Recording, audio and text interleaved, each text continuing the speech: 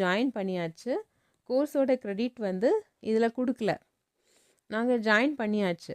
கடைசியில் என்ன ஆச்சு அப்படின்னா, இந்த சர்டிஃபிகேட் வந்து அக்செப்ட் பண்ணுவாங்களா பண்ண மாட்டாங்களான்னு தெரியாது. காலேஜில் கொடுக்குறப்போ அவங்க வந்து நீங்கள் திரும்பவும் பண்ணுங்கன்னு சொல்லிட்டாங்க. ஸோ அந்த டைமில் டிஎன்டியூவில் ஆன்லைன் கோர்ஸ் ஓப்பன் பண்ணாங்க.